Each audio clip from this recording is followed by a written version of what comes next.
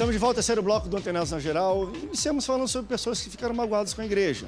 Né? Algumas saíram, estão com raiva, falam mal, às vezes até se juntam, fazem complô. Mas sabe o que é interessante também? Existem situações relacionadas, eu não estou falando de teologia ainda aqui não, talvez no último bloco, né? Teologia que machuca a pessoa, nós vamos chegar lá. Porém, o membro da igreja que sai tudo não é o único que pode se machucar dentro de uma fofoca, de alguma situação relacional, não. Pastores, às vezes, isso é muito perigoso. Aqui eu tenho um pastor que fala, André, também gostaria que vocês abordassem o assunto de pastores feridos pela igreja. Ele falou assim, eu por muito tempo estive ferido, mas Deus me sarou em nome de Jesus. Quando eu assumi o campo onde eu estou hoje, houve um levante de vários membros da igreja contra a minha liderança, porque eu vinha de fora, de outra igreja, e eles queriam que fosse um pastor local escolhido para suceder o pastor que estava lá anteriormente. E houve um levante durante muito tempo, eram contrários, nem conheciam a minha pessoa. Enfim, e isso, que indiretamente eles pensando não, me machucou e eu fiquei ferido durante muito tempo.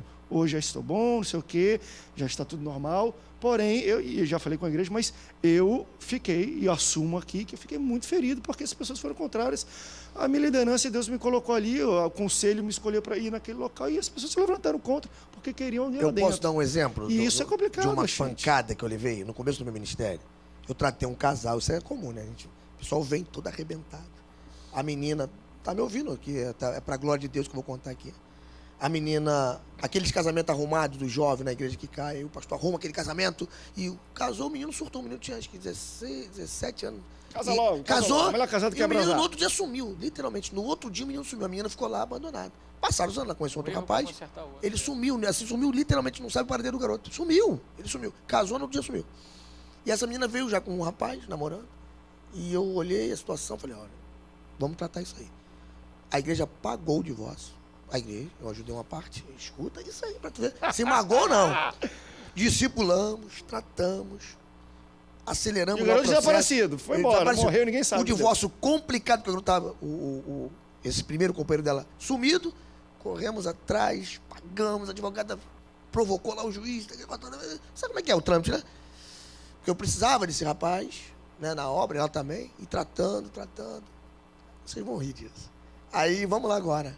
Aí saiu, não, aí não seria mágoa. Aí saiu o divórcio, vamos marcar o casamento, marcamos, vamos lá, dar entrada no casamento, meu filho. E eu já pensando, nossa igreja na época era um pouco pequena, pensando, poxa, eu vou ajeitar a igreja e tal, feliz, e aquela expectativa, eu falei, poxa, eu participei desse processo todo e tal. Faltando 2 meses pro casamento, a noiva vem, fala, poxa, eu quero falar uma coisa, mas não falou com muito assim, sem jeito não, falou até de uma moda mais despojada. Eu tô assim, meio assim, mas vou falar com o senhor, pastor, a gente vai casar, né, tal, e a gente decidiu que a gente vai casar na igreja do pastor fulano de tal, que foi o primeiro pastor do... O chão abriu, irmão. Eu falei, mas o que é? Ah, meu amigo, eu ia. Aquilo foi como um tiro, rapaz. Não pelo dinheiro, rapaz, o sentimento. Tempo, tudo. Claro. Aí eu olhei, eu falei, minha esposa, a mulher geralmente é mais explosiva, tá vendo? Eu falei, tá vendo o quê? Como diz aqui o tempo, falar um tempo, eu vou chupar essa manga. Aí, e detalhe, fui no casamento. Tem que estar sempre disposto a morrer, faço mesmo. questão Parabéns, que o senhor vá. Aí chegou lá o pastor sem graça, tu via ele sem graça, porque ele sabia do processo. É isso aí. Aí eu vou deixar que o pastor que orar pela aliança, fui lá, peguei, não com querendo ser, dar uma de humilde, orei, né, abençoei as alianças. Por dentro, meu amigo, como homem, eu não queria estar ali. Magoada, isso passou um tempo. E as pessoas vêm com a faca te ferir mais ainda. As pessoas sabem do processo. Aí chega, tá vendo? Tá vendo? Tá vendo? Aquilo ia entrar no meu, rapaz, eu dava aquele sorriso. Que isso, rapaz? Opção, a igreja lá é maior, tem um vínculo também histórico lá, legal, tranquilo, importante que tu seja abençoado. Mas, por dentro, tratei, graças a Deus. Não é uma mágoa, não é um... Por isso, eu podia falar, não quero mais ser pastor. Eu vou sair daqui, você não merece ser minhas ovelhas. Existe muito isso. A deslealdade não é só do povo para com a liderança. Muitas vezes, eu penso que um pastor... parabéns, pastor, porque nós precisamos... Tem outro pastor que não iria, pastor, não vou. Aquele que quiser achar a sua vida, perda lá. A gente tem que estar sempre disposto a morrer. Né? Se eu falo para um líder na igreja, nem pastor tu vai contratar aquele irmão para fazer um serviço na sua casa? Glória a Deus, querido, e tal. Apesar de que não é bom misturar as coisas, se ele está debaixo da sua liderança e tal, mas já fique disposto a morrer. Verdade. Se ele pegar o seu dinheiro e for embora, você vai continuar amando. Porque o pastor tem que estar sempre disposto a morrer. Escolheu esse lado deixou Deus, né, seguir sua vida com essa área de pastor, trabalho, vocação, né? tem que estar disposto a tomar mordida de ovelha. Né? A gente tem que guardar o coração. Para mim, não tenho dúvida. Né? Inclusive, a gente tem feito uma série sobre 2 pilares de uma vida abençoada, e é perdão e alegria. Se você perde essas 2 pernas, você não anda. Vai ser igual o Saul, que era bonito do ombro para cima, mas era um camarada magoado, que perdeu a alegria. Você vê, magoado com Davi.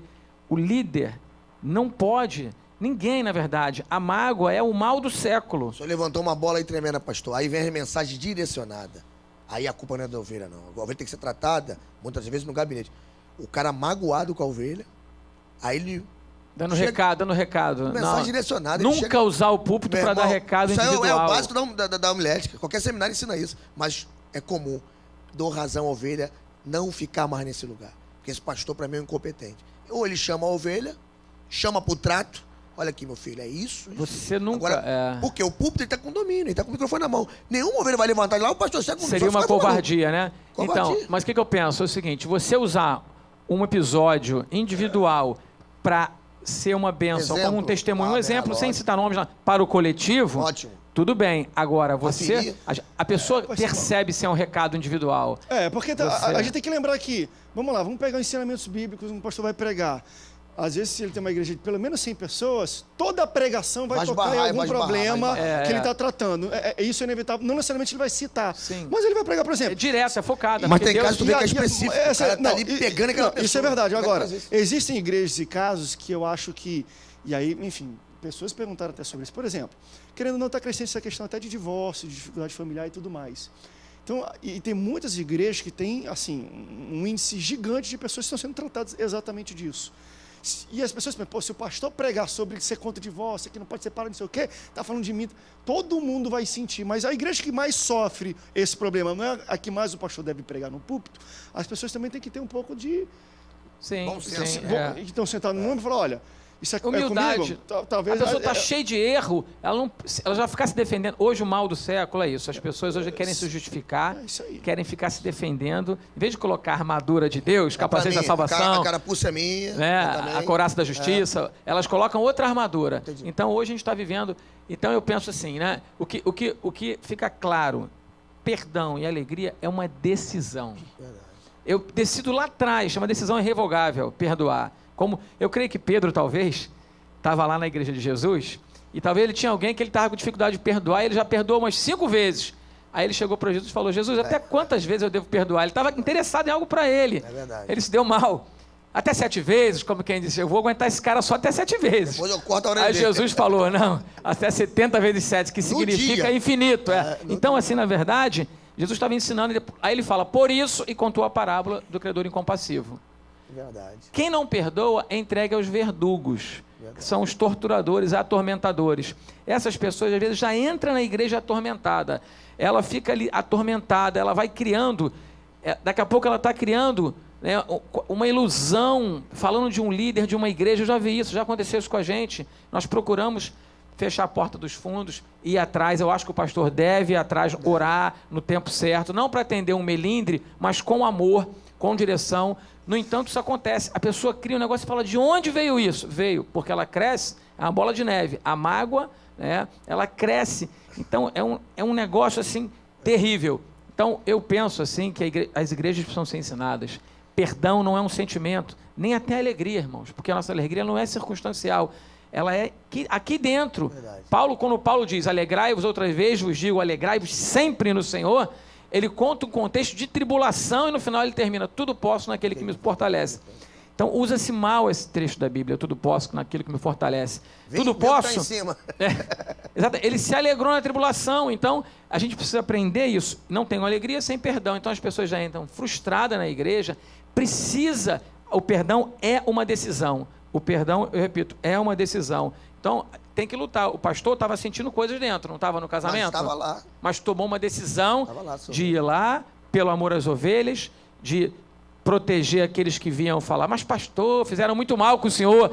Às vezes, o inimigo... Foi uma lição para eles. Mas o pastor ficou o quê? Aí vem uns batendo, o senhor é pastor mesmo. o senhor é pastor mesmo. Aí eu falei, Jesus, obrigado. É de um lado e de outro puxando, né? Um tentou pra você. Mas a questão também... Parece algo bom, mas é perigoso. Num aspecto também que nós somos pastores, mas antes somos homens e seres humanos, temos sentimentos, né? E tem o pastor, já viu isso, eu vou falar aqui, as pessoas sabem que eu sou bem transparente, tem ovelha, mano, não é que a gente ora pra sair não, mano, mas a gente fica pensando assim, Jesus da glória, procura do pastor. Assim, ó, poxa, vai. Eita Deus, não, mas vai, eu tô sendo sincero. Tarde. E tem outras que quando elas te machucam tanto, e você vê que elas precisam de ajuda, aí você fica naquela coisa, ela fica lá isolada, você... A questão da visita, que tem que ser o pastor pra ir lá. Eu já lutei muito pra eu poder ir, porque não dá na cara, não dá vontade de ir. Saber, principalmente o que a pessoa falou de você, porque tem sempre os que trazem. Pastor, vou falar pro senhor que eu amo o senhor. Ó, fulano falou isso do senhor. Aquilo entra em você, rapaz, dói. Você trata com o tempo, você é preparado pra isso, mas dói. Vamos para o intervalo, daqui a pouco a gente volta. Falamos muito sobre questões relacionais. Eu quero entrar no último bloco, pelo menos, porque às vezes a pessoa vai, a igreja é legal, a estrutura boa e tudo, mas a doutrina que é ensinada, às vezes, ela vai e ela caminha em cima daquilo que é ensinado, daqui a pouco ela não colhe, ela cria uma expectativa em cima daquilo que é ensinado biblicamente, e ela não colhe, porque foi ensinado errado, e a doutrina era errada, e aí pra mim às vezes é o pior. Ela não fica com raiva porque o pastor tratou mal, porque aquela igreja não sei o que, ela fica com raiva de Deus.